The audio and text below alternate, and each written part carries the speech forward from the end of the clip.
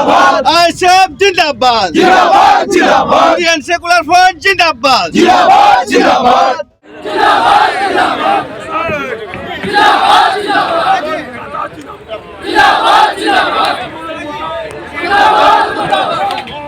কালকে আমরা পার্সোনাল ভাবে জিজ্ঞেস করেছিলাম, ভাইজান আসবে বলেছে। ভাইজান বললেন যে আমিও কালকে এই মঞ্চে থাকব। তো দুই ভাইজানই আসছেন, আব্বাস ভাইজান ও নওশাদ ভাইজান, দুই ভাই থাকবে এখানে, এবং আরও গুরুত্বপূর্ণ ব্যক্তি কিছু আসতে চলেছে। তো আমরা একটাই কথা বলতে চাই যে ভাঙড়ের দেখানো রাস্তায় বাংলার সমস্ত মানুষ এখন হাঁটছে।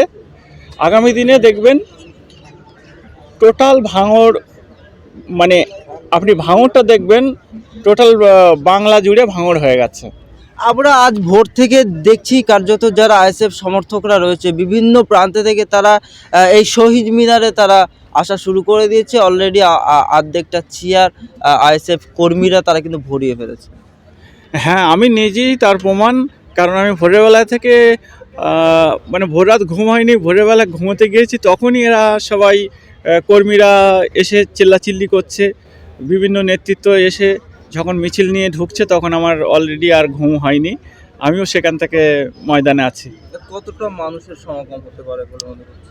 কয়েক লক্ষ মানুষের সমাবেশ এখানে। আজকে হাজারের গল্প হবে না, আজকে লক্ষ লক্ষ মানুষের গল্প হবে, কারণ ভাঙড় থেকে 10,000-এর ঊর্ধ্বে মানুষ আসবে।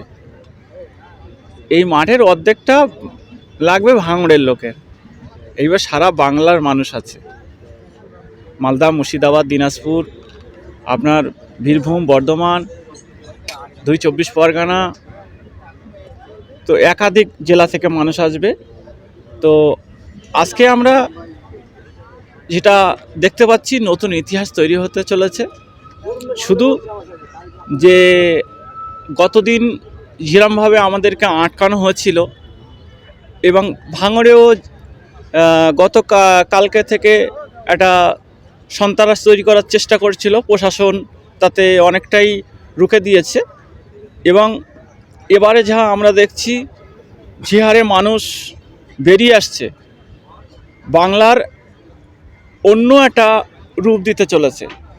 বাংলার মানুষ শাসকের পাশে থেকে সরে যাচ্ছে, কারণ শাসক শোষক হয়ে গেছে। বাংলার যারা দলিত, আদিবাসী, মতুয়া এবং মুসলিম, পিছিয়ে পড়া যারা জাতি আছে, তাদের জন্য কোনো কাজ তো করেননি, বরং তাদের সবসময় তাদের ক্ষতি করেছে। তো সেই জায়গায় দাঁড়িয়ে আজকে ইতিহাস তৈরি হবে নতুন করে 2026-এর। এই নতুন ইতিহাস সবাই দেখবে এবং রাজ্যের শাসক কাঁদবে, এটা আপনাদেরকে বলে রাখলাম। আজকের অধিকার সমাবেশে মূলত আপনাদের কি কি দাবি দাবা রয়েছে? একাধিক দাবি দাওয়া। আপনার সংখ্যালঘু অধিকার থেকে শুরু করে, ওবিসি থেকে শুরু করে, এবং ওয়াকফ বিল প্রত্যাহার, তার জন্য, তার সাথে সাথে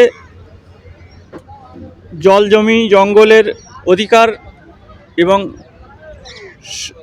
সমান সংবিধান অনুযায়ী সমস্ত সম্প্রদায়ের মানুষকে সমান অধিকার ফিরিয়ে দিতে, এবং সমস্ত দুর্নীতিবাজদেরকে সাজা দিতে আজকে আমাদের এই ময়দানে আজ প্রতিবাদ। কি বলবেন যারা সাধারণ মানুষ আসবে তাদের উদ্দেশ্যে কি বার্তা দেবেন? সাধারণ মানুষকে একটাই কথা বলবো, যে অধিকার কেউ দেবে না, অধিকার আমাদের ছিনিয়ে নিতে হবে। তাই সমস্ত সম্প্রদায়ের মানুষ, যারা পিছিয়ে পড়া দলিত, আদিবাসী, শিখ, এসআই ও মুসলমান যারা আছে, সবাইকে বলবো নওশাদ ভাইয়ের হাত শক্ত করে তারা তাদের অধিকার ফিরে নিক, নইলে এই শাসক শোষক হয়ে আপনাদের লাইফ বরবাদ করে দেবে। তাই সবাইকে একটাই আমার বার্তা, যে নওশাদ ভাইয়ের হাত শক্ত করুন এবং নওশাদ ভাইকে আগামী দিনে এই পশ্চিমবঙ্গের রাজ্যের মুখ্যমন্ত্রী করুন। আপনারা সমস্ত সম্প্রদায়ের মানুষ আপনারা অধিকার পাবেন, চাকরি পাবেন, শিক্ষা পাবেন, স্বাস্থ্য পাবেন, নইলে আপনাদের জীবন শেষ করে দেবে এই শাসক। আমার নাম খলিলুর রহমান, ভাঙড় বিধান। বার্তা একটাই দেবো সাধারণ মানুষের জন্য, যে বর্তমানে যে বাংলায় যে কুশাসন চলছে, যে চোরেদের সরকার চলছে, এই চোরেদের সরকার থেকে আমাদেরকে নিস্তার পেতে গেলে, এই বাংলাকে সুস্থ সমাজ দিতে গেলে বর্তমানে যে এখন মানে যে বিকল্প রাজনীতি যেটা এখন সন্ধান নিয়ে এসছে আমাদের আইএসএফকে ভরসা করুন সকলে।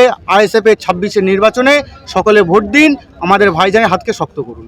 এই যে অভিযোগ উঠছে বারংবার, ভাঙড় ছাড়া একাধিক রাজ্য থেকে অভিযোগ তোলা হচ্ছে এবং মুখ্যমন্ত্রী তিনি নিজেই বলেছেন যে আইএসএফের কোনো অস্তিত্ব নেই, তিনি একটা ছোট দল শুধু ভাও বকছে। কিন্তু এত মানুষ কোথা থেকে আসলো বা কারা আনলো এত মানুষকে? এখনো পর্যন্ত চেয়ারম্যান এসে হাজির হয়নি ময়দান ভরাট।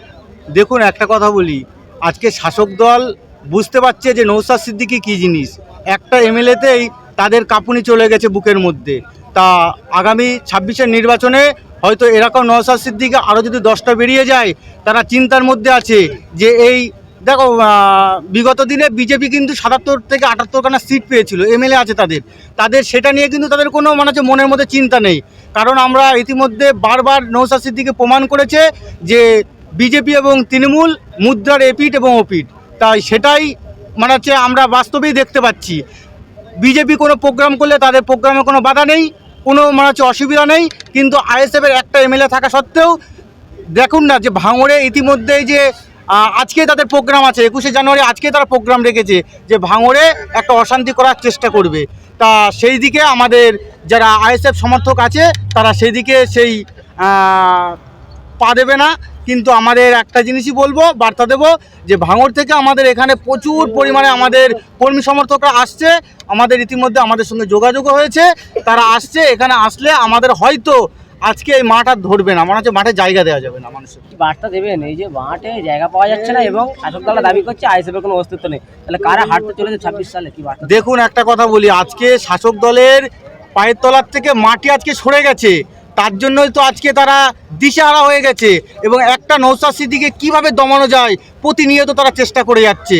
কারণ তাদের বিজেপি নেতাদের তো কোনো মাথা ব্যথা নেই, তারা তো যে তাদের মধ্যে বিজেপি এবং তৃণমূলের যে বাইনারি পলিটিক্স আমরা তো ধরে ফেলেছি।